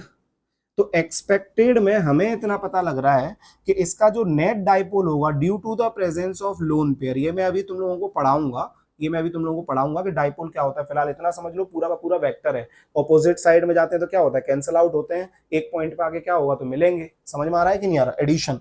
तो यहाँ पे ये लोन पेयर है, तो ये लोन पेयर ऑड है, ये बेसिकली सारे बॉन्ड पेयर हैं। तो लोन पेयर आने की वजह से इसका डाइपोल जो होना चाहिए वो नॉट इक्वल्स टू जीरो होना चाहिए। कैसा होना चाहिए, नॉट इक्वल्स टू जीरो। मतलब एक्सपेक्टेड कैसा है, म्यू से रिप्रेजेंट करते हैं इसको, तो ये कैसा होना चाहिए, नॉट इक्वल्स टू जीरो। क्यों, क्योंकि लोन पेयर है, क्योंकि इसके अंदर लोन पेयर है। लेकिन जब हम लोगों ने इसका डाइपोल रियल की बात की, जो रियल मेरे पास म्यू रियल जो आता है, ये कैसा आया, इज इक्वल्स टू जीरो। ये कैसा आता है, म्यू जो होता है XeF6 का कैसा आता है, इक्वल्स टू जीरो। इसका मतलब क्या है, इसका मतलब मैंने अभी जस्ट आपको बताया कि ये जो लोन पेयर होगा, ये लोन पेयर जो होगा ये बॉन्डिंग में पार्टिसिपेट नहीं कर रहा है। और यदि ये बॉन्डिंग में पार्टिसिपेट नहीं कर रहा है बच्चा पार्टी, तो ऐसे वाले को क्या बोलेंगे अपन लोग, स्टीरियो, अभी पढ़ाया था ना, stereo chemically inert S orbital. किसमें होगा, वो जो लोन पेयर प्रेजेंट है वो किसमें है, stereo chemically inert S orbital. इसीलिए उसको हम लोग क्या करेंगे, इसको हम लोग नहीं काउंट करेंगे, और जस्ट जो ये स्ट्रक्चर है वो स्ट्रक्चर कुछ भी इनमें से एग्जिस्ट कर सकता है। बात समझ में आ गया सब लोगों को, ठीक है। सो ये हो गया मेरे पास किसकी कहानी, XeF6 की। अब चलते हैं कुछ क्वेश्चंस करते हैं, क्वेश्चन करते हैं किसके बेसिस पे, इनके बॉन्ड एंगल के बेसिस पे, बॉन्ड लेंथ के बेसिस पे, कि क्या क्या क्वेश्चन आएंगे। बट उससे पहले एक चीज और है, वो और समझ लो, क्या कि जो बेंट्स रूल हम लोग पढ़ रहे हैं, बेंट्स रूल के अकॉर्डिंग हम लोगों को ये पता लग गया कि भाई जो भी मेरे पास स्ट्रक्चर होंगे उनमें जो एक्सियल पोजीशंस हैं, उन एक्सियल पोजीशंस पे कौन आने वाला है, तो एक्सियल पोजीशन पे आएगा मोर इलेक्ट्रोनेगेटिव एलिमेंट। क्यों आएगा, क्योंकि वहां पे परसेंटेज पी करेक्टर ज्यादा होता है, ठीक है। और लोन पेयर जो होगा वो कहाँ जाएगा, इक्वेटोरियल पोजीशन पे। क्यों जाएगा, क्योंकि वहां पे स्पेस ज्यादा होता है और परसेंटेज एस करेक्टर ज्यादा होता है। क्लियर है सब लोगों को यहाँ तक, ठीक है। सो यहाँ पे अब हम लोग देखते हैं कि XeF5 का स्ट्रक्चर देखना है हम लोगों को। किसका स्ट्रक्चर देखना है, XeF5 का स्ट्रक्चर। और XeF5 प्लस है, और एक है मेरे पास XeF6, XeF5 माइनस। कौन सा है, XeF5 माइनस। अब XeF5 माइनस की यदि अपन लोग बात करेंगे बच्चा पार्टी, तो यहाँ पे क्या होना चाहिए, कितने बॉन्ड बनने चाहिए टोटल, तो इसके वैलेंस शेल में कितने इलेक्ट्रॉन है मेरे पास, 8 इलेक्ट्रॉन होते हैं। कितने होते हैं, चलिए बोलो, 8 इलेक्ट्रॉन होते हैं। क्लियर है। सो XeF5 माइनस जो मेरे पास आएगा, मैंने बोला कि ये आ गया Xe, ठीक है। इस साइड से कौन आ जाएगा मेरे पास, एक फ्लोरीन ही आ गया मान लो, है ना। इस साइड से एक फ्लोरीन ही आ गया मान लो, ठीक है। कितने हो गए, 2। इस साइड से एक फ्लोरीन मेरे पास, ये मान लो कितने हो गए, 3, ठीक है। इस साइड से एक फ्लोरीन ही आ गया मेरे पास, मान लो कितने हो गए, 4। 4 फ्लोरीन हो गए। इस साइड से मेरे पास ये फ्लोरीन कुछ इस तरीके से मैंने दिखा दिया एक्सियली, कितने हो गए, 5। इस साइड से एक क्या आ गया, इस तरीके से मैंने लोन पेयर दिखा दिया, और एक मैंने कुछ इस तरीके से लोन पेयर दिखा दिया। समझ में आ गया, 2 2 4 5 6 7 8 और ये 9, तो ये नेगेटिव चार्ज आ गया, बिल्कुल सही है, ठीक है। तो ये मेरे पास कुछ हो गया इस तरीके से स्ट्रक्चर किसका, XeF5 माइनस का। अब यहां से आप ये समझने की कोशिश करो कि XeF5 माइनस का जो स्ट्रक्चर है मेरे पास, इसके अंदर जो लोन पेयर है, वो लोन पेयर किस जगह पे जा रहे हैं बेटा, एक्सियल पोजीशंस पे। लोन पेयर कहां पे है ये मेरे पास, जल्दी बोलो, लोन पेयर एक्सियल पोजीशंस पे है। ये लोन पेयर एक्सियल पोजीशन पे है। क्लियर है। सो हम लोगों ने अभी देखा कि लोन पेयर जो होंगे वो लोन पेयर ऐसी जगह पे हम लोगों को रखना है बेटा, जिस जगह पे रिपल्सन जो है वो रिपल्सन कैसा हो, कम फील हो। कैसा हो, जल्दी बोलो फटाफट से, कम फील हो। क्लियर है। अब इसको समझने के लिए हम लोग ऐसा बोल देते हैं कि बेंट्स रूल की एक और कहानी मेरे पास आ जाती है कि जिस बॉन्ड के अंदर परसेंटेज पी करेक्टर या मोर इलेक्ट्रोनेगेटिव एलिमेंट जिस बॉन्ड से जुड़ा हुआ है उसके अंदर परसेंटेज पी करेक्टर ज्यादा है। अब जितना ज्यादा मेरे पास परसेंटेज पी करेक्टर होगा, वो साथ साथ में जो मेरे पास एटॉमिक ऑर्बिटल आ रही है किसकी, सेंट्रल एटम की, उसके अंदर भी परसेंटेज पी करेक्टर को क्या करेगा, इंक्रीज करेगा। परसेंटेज पी करेक्टर को क्या करेगा, जल्दी बोलो फटाफट से, इंक्रीज करता है। बात समझ में आ रही है। तो इसको समझने के लिए जस्ट ये बोल सकते हो कि यहाँ पे जो मेरे पास रिपल्सन आ रहा है, वो रिपल्सन जो होगा उसको क्या करना है अपन लोगों को, मिनिमाइज करना है। तो मिनिमाइज करने के लिए ही इस स्ट्रक्चर के अंदर जो मेरे पास लोन पेयर होंगे ये लोन पेयर कहाँ जाएंगे मेरे पास एक्सियल पोजीशंस पे जाएंगे। क्लियर है। अब जनरली अपन लोग क्या बोलते हैं कि यहाँ पे परसेंटेज एस करेक्टर मेरे पास जिसका जितना ज्यादा होगा, परसेंटेज एस करेक्टर जिसका जितना ज्यादा होगा बेटा वो कैसा होगा, बेसिकली वो शॉर्टर होगा। कैसा होगा वो शॉर्टर होगा, मतलब छोटा होगा, समझ में आ रहा है, वो शॉर्टर होगा। और उतना ही ज्यादा क्या होगा वो स्ट्रांग होगा, उतना ही ज्यादा क्या होगा वो स्ट्रांग होगा। और परसेंटेज पी करेक्टर जितना ज्यादा होगा, परसेंटेज पी करेक्टर जितना ज्यादा होगा बेटा, और उतना ही ज्यादा इसका क्या होगा, बेसिकली ये बॉन्ड एंगल भी बोल सकते हो। क्या बोल सकते हो, उतना ही बॉन्ड एंगल भी बोल सकते हो। क्लियर है।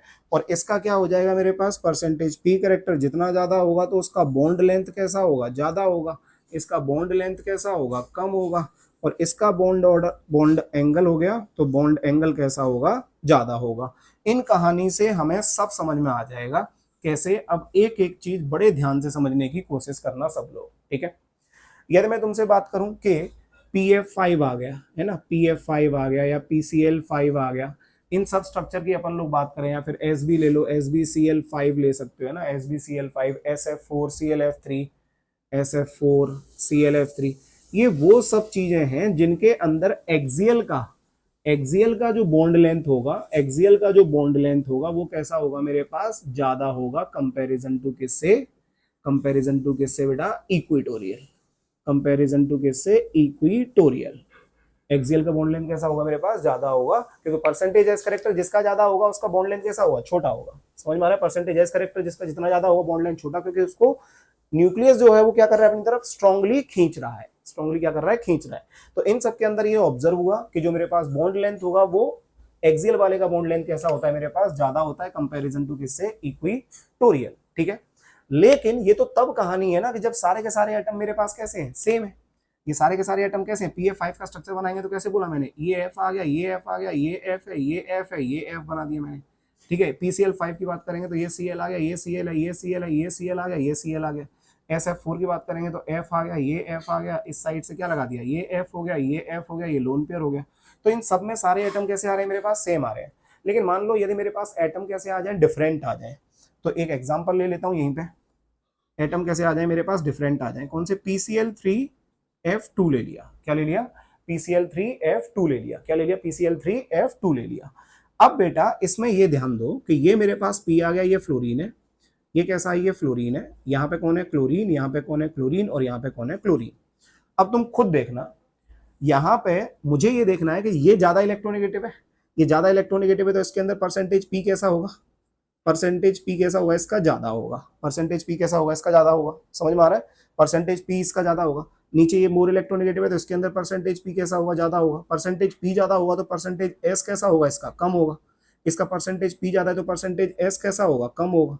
इसके अंदर परसेंटेज S कैसा होगा मेरे पास, ज्यादा होगा उसके रेस्पेक्ट में, तो परसेंटेज P कैसा होगा, इसका कम होगा। समझ में आ रहा है कि नहीं आ रहा, जल्दी बोलो फटाफट से। समझ में आ रहा है। अब परसेंटेज P करेक्टर जितना ज्यादा होगा तो इसका बॉन्ड लेंथ कैसा होगा, उतना ज्यादा होगा। परसेंटेज P जितना ज्यादा होगा उसका बॉन्ड लेंथ कैसा होगा, उतना ज्यादा होगा।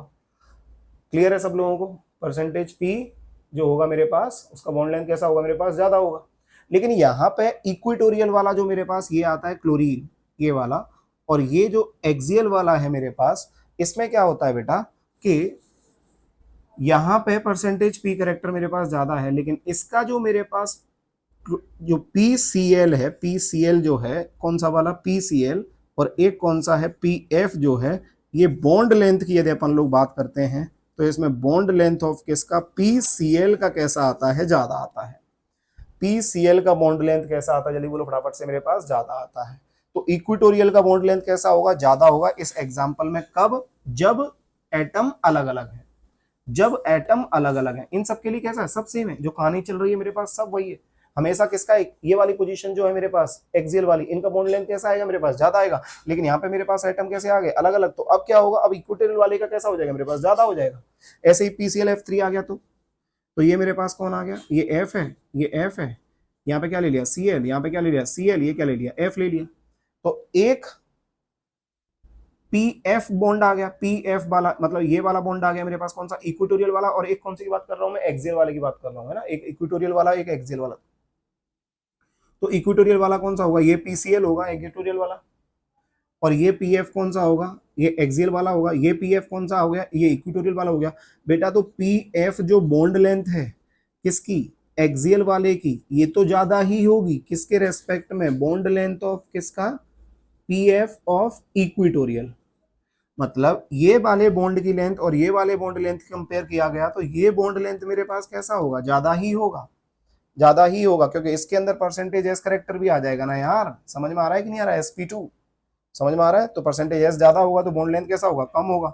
तो ये तो ज्यादा ही होगा इसके रेस्पेक्ट में। बट यहाँ Cl मेरे पास आ गया, ये मेरे पास Cl आ गया, ये फ्लोरीन है। यदि अपन लोग बात करें डी ऑफ किसका, बॉन्ड लेंथ ऑफ किसका, पीएफ, और बॉन्ड लेंथ ऑफ किसका, पीसीएल, तो बेटा पीसीएल का ज्यादा होगा।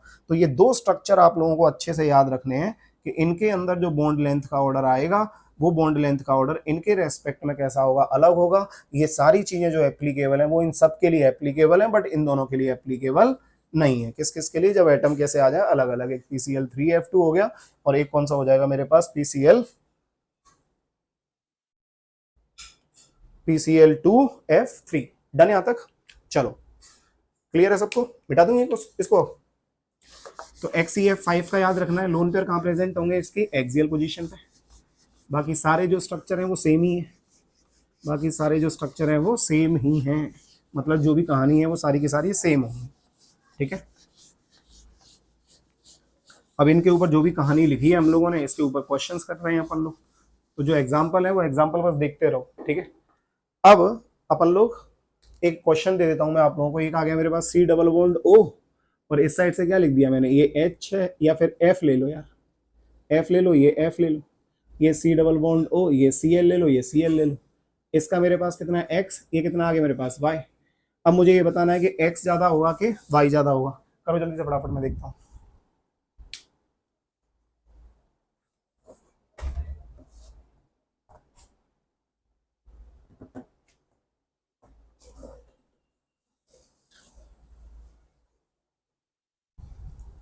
हुआ?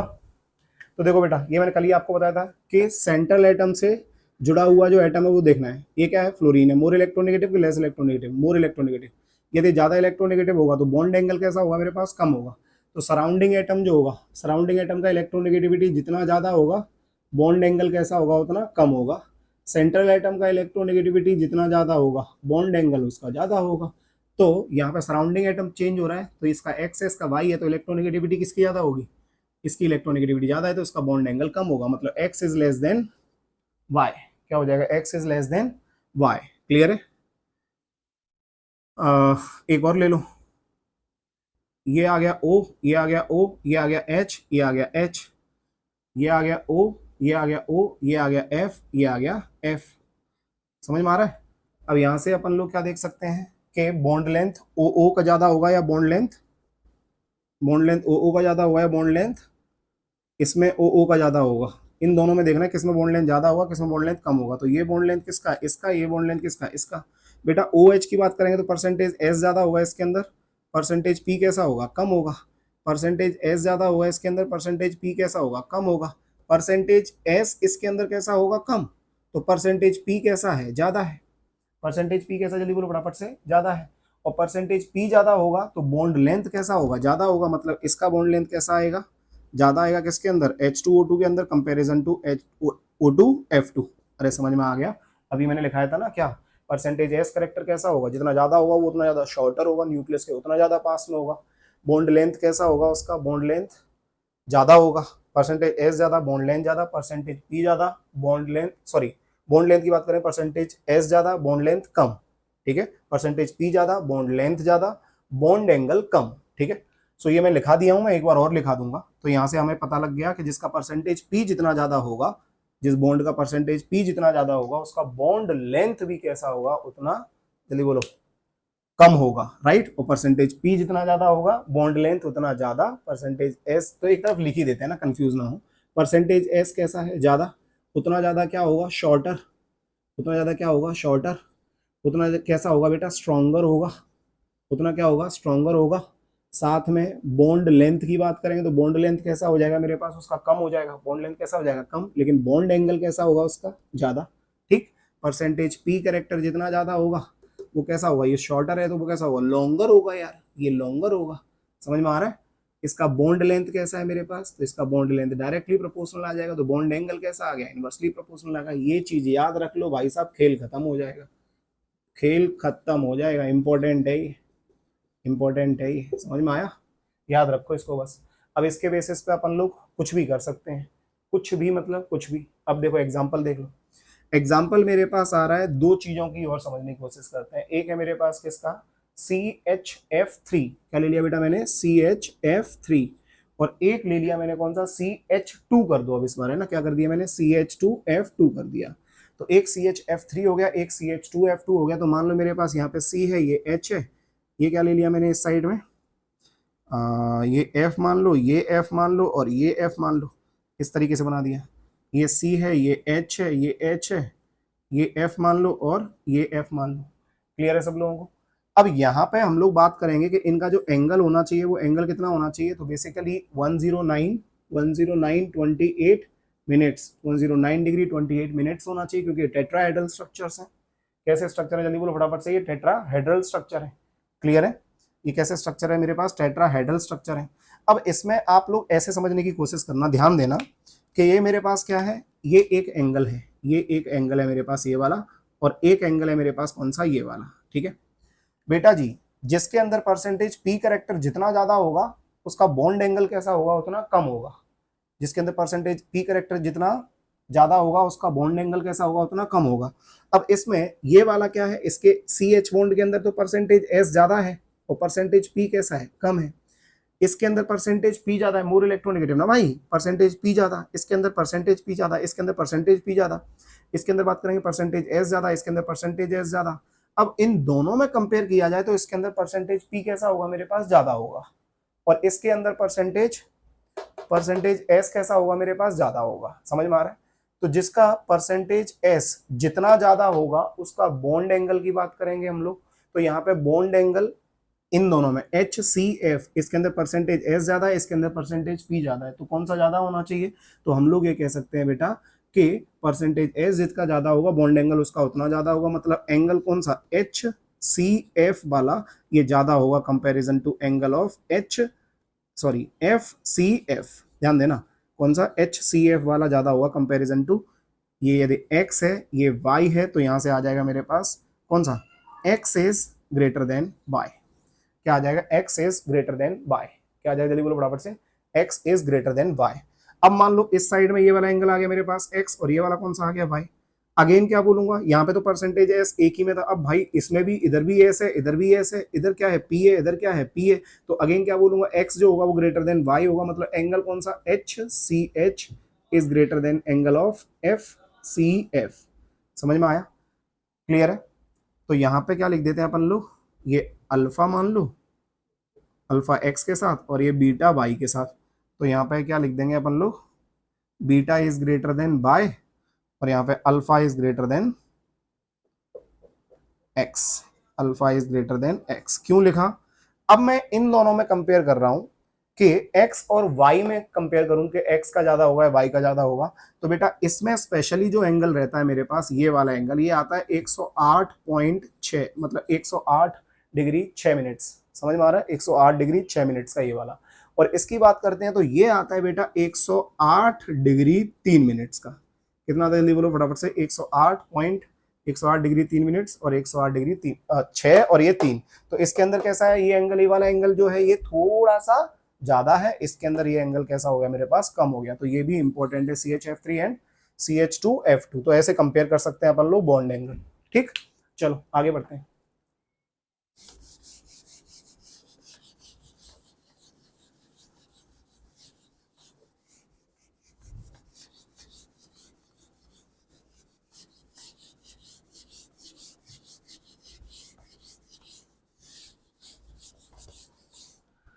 सो बेटा ये कहानी थी हमारे पास किसकी, बॉन्ड लेंथ और बॉन्ड एंगल की कहानी थी। अब ऐसे ही हम लोग बात करें कि बॉन्ड लेंथ को भी क्या कंपेयर कर सकते हैं अपन लोग।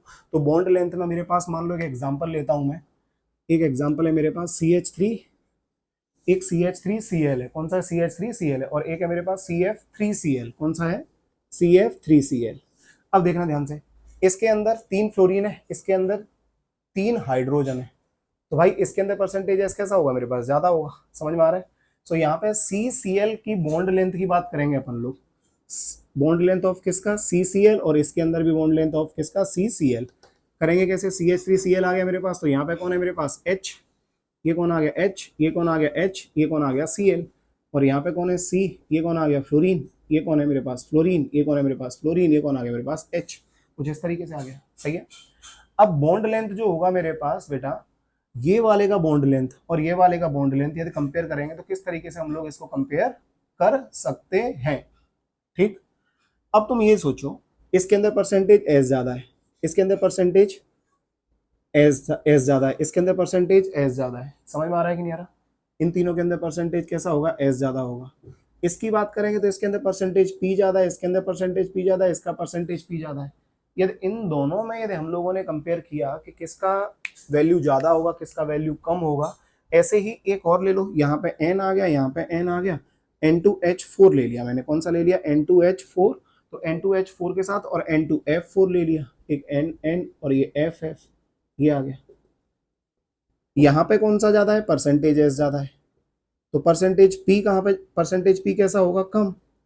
इसका परसेंटेज पी कैसा होगा, ज्यादा, तो परसेंटेज एस कैसा होगा, कम। परसेंटेज पी ज्यादा है तो इसका बॉन्ड लेंथ ज्यादा होगा, कैसा होगा, बॉन्ड लेंथ ज्यादा होगा। इसका परसेंटेज पी कैसा है, ज्यादा है, परसेंटेज एस कैसा होगा, कम। इसका परसेंटेज पी यदि ज्यादा है तो इसका परसेंटेज पी कैसा होगा, कम होगा। समझ में आ रहा है। तो परसेंटेज पी इसमें कैसा आ रहा है, एन एन के बीच में कम आ रहा है, और यहाँ पे परसेंटेज पी कैसा आ रहा है, मेरे पास ज्यादा आ रहा है। समझ में आ रहा है। तो परसेंटेज पी ज्यादा है तो बॉन्ड लेंथ किसका देख रहे हैं, डी ऑफ एन एन, और यहाँ पे भी क्या देख रहा हूँ, डी ऑफ एन एन। तो बेटा इसका bond length of N N ज्यादा होगा कंपेरिजन टू इसके bond length of N N से। तो इसमें परसेंटेज पी कैसा ज्यादा है, इसमें परसेंटेज पी कैसा है, कम है। समझ में आ रहा है। इन दोनों को यदि अपन लोग कंपेयर करते हैं बेटा, किसको, डी सी एल बॉन्ड को, तो इसका पता है ये वैल्यू आती है मेरे पास 1.78 एंगस्ट्रॉम के करीब। कितना आता है, 1.78 एंगस्ट्रॉम के करीब, और ये वैल्यू इससे जस्ट थोड़ी सी छोटी होती है, तो ये वैल्यू मेरे पास अराउंड रहती है 1.75 एंगस्ट्रॉम के करीब। इसके करीब रहती है, बोलो फटाफट से, 1.75 एंगस्ट्रॉम। मतलब इसके अंदर जो सी सी एल वाला है, ये वाला परसेंटेज एस इसमें ज्यादा है, तो इसमें परसेंटेज पी ज्यादा होगा, इसमें परसेंटेज पी ज्यादा होगा। समझ में आ रहा है। इसमें परसेंटेज कैसा है, इस साइड में परसेंटेज एस ये वाला है, तो इनके अंदर परसेंटेज पी कैसा है, मेरे पास और ज्यादा है। समझे, अरे क्लियर है सब लोगों को। तो यहाँ पे ये CCL में अपन लोग क्या कर सकते हैं, कंपेयर कर सकते हैं, ये हो गया। और इसमें एग्जांपल लें तो किसका ले सकते हैं, C2H6 और C2F6। तो C2H6 और C2F6 के लिए क्या करना पड़ेगा, H H H, ये C, ये H H H, और ये C C, ये F F F, और इस साइड से F F और ये F। तो यहाँ पे क्या निकालना है, D ऑफ CC किसका, इसके अंदर D ऑफ CC ये मान लो X है, और इसके अंदर D ऑफ CC मान लो ये Y है। तो X और Y में कंपेयर करना है। इसका ये X हो गया मेरे पास, और इसका मेरे पास ये क्या हो गया, ये Y हो गया। अब इसमें बात करें तो फिर दोबारा से क्या देखना पड़ेगा, सेम ही चीज देखनी पड़ेगी, कौन सी, कि बेटा इसके अंदर ये परसेंटेज एस कैसा होगा, ज्यादा होगा, तो परसेंटेज पी कैसा होगा, कम होगा, तो इसके अंदर परसेंटेज पी कैसा होगा, मेरे पास ज्यादा होगा। अरे समझ में आ रहा है कि नहीं आ रहा। इसके अंदर परसेंटेज पी ज्यादा होगा, एस कम होगा, लेकिन परसेंटेज एस इसके अंदर फिर ज्यादा हो जाएगा। समझ में आ रहा है। तो इसके अंदर परसेंटेज पी ज्यादा है, तो इसका जो एक्स का वैल्यू होगा ये कैसा होगा, ग्रेटर देन होगा किससे, वाई से। समझ में आ रहा है। एक्स का वैल्यू कैसा होगा, ग्रेटर देन होगा किससे, वाई से। तो इस तरीके से हम लोग क्या कर सकते हैं, इनके बॉन्ड लेंथ को भी कैलकुलेट कर सकते हैं। अब बॉन्ड एंगल की बात आती है कुछ चीजों के लिए, तो बॉन्ड एंगल भी हम लोग समझने की कोशिश करते हैं, ठीक है। बॉन्ड एंगल कैसे वेरी करेगा ये भी समझो, मिटा देता हूं इसमें ना, ये बॉन्ड लेंथ की बात हो गई। आज लेक्चर लंबा हो गया बेटा, बट ठीक है। बॉन्ड एंगल, तो जो बॉन्ड एंगल होगा, ये बॉन्ड एंगल को हम लोगों ने चेक किया, तो जैसे मान लो मेरे पास NH3 आया, नीदरलैंड, पोलैंड, ऑस्ट्रिया, सब बेकारी BiH3, और ये SbH3। ऐसे ही अगला लिया मैंने H2O, H2S, H2Se, H2Te, ये सब आ गए। अब बेटा इनमें जब देखेंगे तो ये मैंने आपको बोला था 104.5 डिग्री रहता है। कितना रहता है, 104.5 डिग्री। ये कितना होगा, 107 होगा।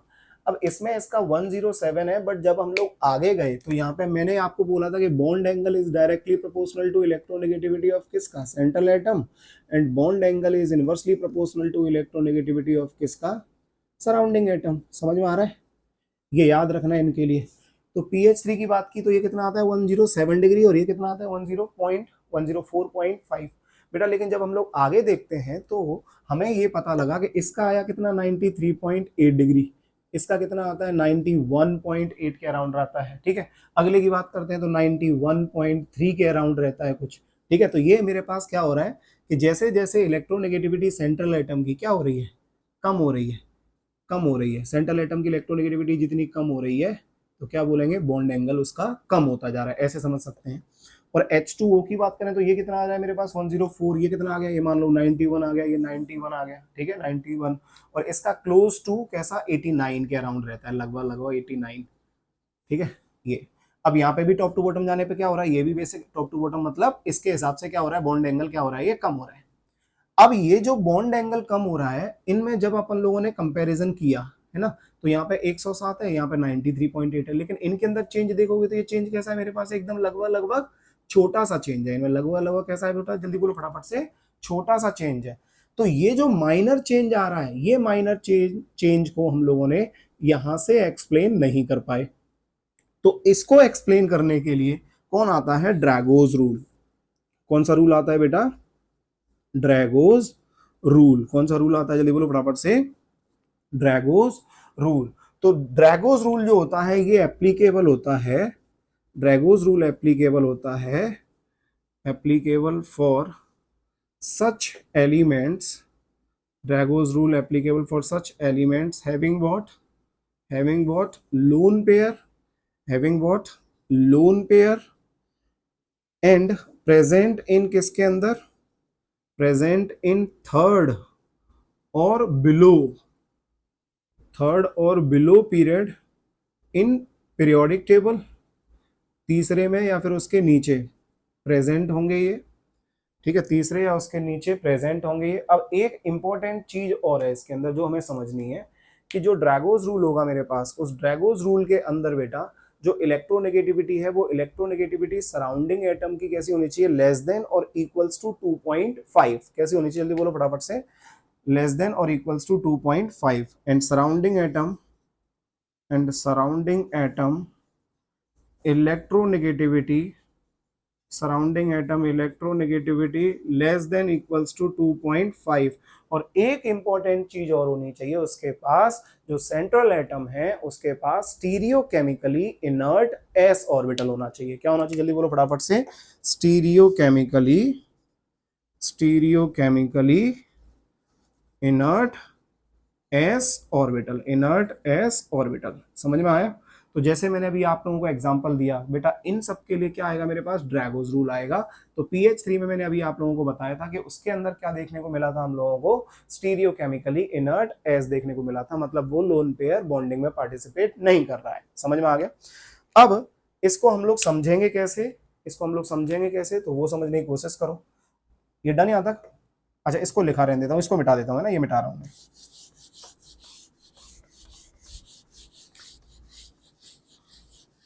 अब बेटा जब इसमें हम लोगों ने ASH3 की बात की, किसकी बात की, हम लोगों ने ASH3 की बात की।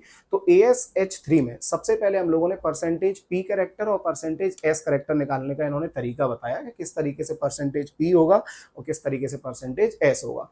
तो इसके लिए उन्होंने एक फॉर्मूला दिया कि cos थीटा जो होगा ये बराबर होगा S/S-1।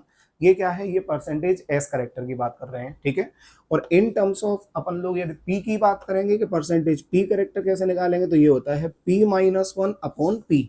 यहां से बस थीटा की वैल्यू पुट करो, एंगल जैसे 90 डिग्री, तो यहाँ पे जो थीटा है ये भी याद रखना है, 90 degree less than theta less than 180 degree, इसके बीच में ये मेरे पास प्रेजेंट होगा। क्लियर है। तो यहां से हम लोग क्या निकाल सकते हैं, किसी भी बॉन्ड के अंदर परसेंटेज S कैरेक्टर या फिर परसेंटेज P कैरेक्टर को कैलकुलेट कर सकते हैं। स्पेशली यदि एग्जांपल की बात करें कि मेरे पास जो ASH3 है, इसके पास एक लोन पेयर होगा, 3 क्या होंगे मेरे पास, बॉन्ड पेयर होंगे। ये वो सब लोग हैं बेटा जिनके पास क्या है, stereo chemically inert s orbital है, इनके जो लोन पेयर हैं वो बॉन्डिंग में पार्टिसिपेट नहीं कर रहे हैं। ठीक है, इसके अंदर जब ASH3 के अंदर हम लोगों ने परसेंटेज पी करेक्टर निकाला बेटा, तो इसका जो परसेंटेज पी करेक्टर आता है वो आता है करीब करीब 97%। कितना आता है? 97%। और परसेंटेज पी करेक्टर यदि 97% है बेटा, तो इनका जो बॉन्ड वाला होगा, इनका जो बचा हुआ होगा मेरे पास परसेंटेज एस करेक्टर, वो परसेंटेज एस करेक्टर कितना हो जाएगा? जल्दी बोलो फटाफट से। ये हो जाएगा मेरे पास 3%। तो इसके अंदर परसेंटेज पी करेक्टर 97 आ रहा है। इसका मतलब ये है कि यदि मैं आपसे sp2 की बात करूं, sp3 की बात करूं या sp की बात करूं, अरे भाई इसके अंदर 50% है, इसके अंदर कितना परसेंटेज है? तो ये मेरे पास 25% होगा। इसके अंदर कितना होगा मेरे पास? तो ये मेरे पास हो जाएगा बेटा 33%। लेकिन यहाँ तो सिर्फ 3% है, 97% मेरे पास कोई ऐसा एग्जिस्ट ही नहीं करता, कोई हाइब्रिडाइजेशन ऐसा होता ही नहीं जिसके अंदर परसेंटेज पी करेक्टर 97% हो। इसका मतलब इसके अंदर जो बॉन्डिंग में जो बॉन्ड बेसिकली बन रहे हैं वो कैसे हैं मेरे पास? प्योर पी एटॉमिक ऑर्बिटल से बन रहे हैं। किससे बन रहे हैं? जल्दी बोलो फटाफट से। प्योर पी एटॉमिक ऑर्बिटल से, प्योर पी एटॉमिक ऑर्बिटल से बन रहे हैं। समझ में आ रहा है? प्योर पी एटॉमिक ऑर्बिटल से बॉन्ड बन रहे हैं। तो यहाँ पे इसके लिए यदि अपन लोग हाइब्रिडाइजेशन की बात करेंगे तो हम लोग हाइब्रिडाइजेशन इसके लिए डिफाइन होगा ही नहीं। इनके लिए हाइब्रिडाइजेशन डिफाइन होगा नहीं। तुम बता ही नहीं सकते हो कि यहाँ पे PH3 मेरे पास है तो ये लोन पेयर आएगा, ये 3 आ जाएंगे तो इसका sp3 होगा। ये गलत है, ये गलत है, ये गलत है। समझ में आ रहा है? क्योंकि इसके बॉन्डिंग में जो पार्टिसिपेट कर रहे हैं वो बेसिकली कौन पार्टिसिपेट कर रहा है? Pure P atomic orbital participate कर रहे हैं। ये किसने बताया? ये ड्रैगोस रूल बता रहा है। ये कौन बता रहा है? ड्रैगोस रूल। इसको आप लोग इस तरीके से भी समझ सकते हो, ये वाला मैं मिटा देता हूं, बॉन्ड के हिसाब से भी समझ सकते हो। जैसे स्पेशली अपन लोग बात करेंगे किसका? PH3 जैसे मैंने लिया तो PH3 के अंदर अभी मैंने आपको बताया था कि इसका एटॉमिक नंबर 15 होता है। तो 1s2 2s2 2p6 3s2 3p3 ये आ गया। तो यहाँ पे बेटा ये 2 इलेक्ट्रॉन थे और पी के अंदर कितने इलेक्ट्रॉन थे? ये 1 2 3, ये 3 बॉन्ड बन रहे हैं। आगे होने को तो 3D भी है, आगे होने को तो 3D भी है, बट ये इलेक्ट्रॉन यहाँ से यहाँ पे एक्साइट नहीं हो पा रहा है क्योंकि इस एक्साइटेशन के लिए हमें एक जो एक्सपेरिमेंटल वैल्यू है वो है मेरे पास 600 किलो जूल पर मोल। कितनी है? 600 किलो जूल पर मोल। कितना? जल्दी बोलो फटाफट से। 600 किलो जूल पर मोल। लेकिन हमारे पास जो अमाउंट ऑफ एनर्जी है वो उतनी, इनसे जो ये मेरे पास बॉन्ड बना रहे होंगे 3 एटम, ये तीनों जो बॉन्ड बना रहे होंगे वहां से इतनी अमाउंट ऑफ एनर्जी हमें रिलीज नहीं होती है जिससे ये इलेक्ट्रॉन यहाँ पे एक्साइट हो सके। इसीलिए सिर्फ और सिर्फ यही आपस में क्या करते हैं? यही आपस में क्या करते हैं? बॉन्ड बनाते हैं। और यदि ये x है, ये मेरे पास y मान लिया, इसको मैंने z मान लिया, तो तीनों फिर कैसे बनने चाहिए? तो फिर तीनों बनने चाहिए कुछ इस तरीके से, 90 डिग्री, क्लोज टू 90 डिग्री।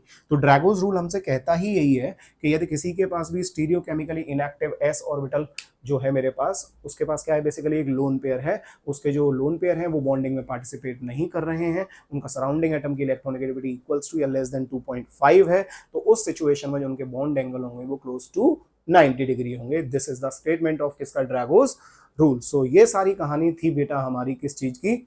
आज की क्लास की, जिसमें हम लोगों ने बेंट्स रूल, ड्रैगोस रूल और बीबीटी का जो लास्ट वाला कॉन्सेप्ट बचा हुआ था वो भी कंप्लीट कर लिया। सो उम्मीद है आपको ये लेक्चर समझ में आया होगा। बाकी की सारी चीजें अपन लोग नेक्स्ट क्लास में करते हैं। तो आज के लिए बस इतना ही, मिलते हैं अपन लोग नेक्स्ट क्लास में। तब तक के लिए बाय बाय।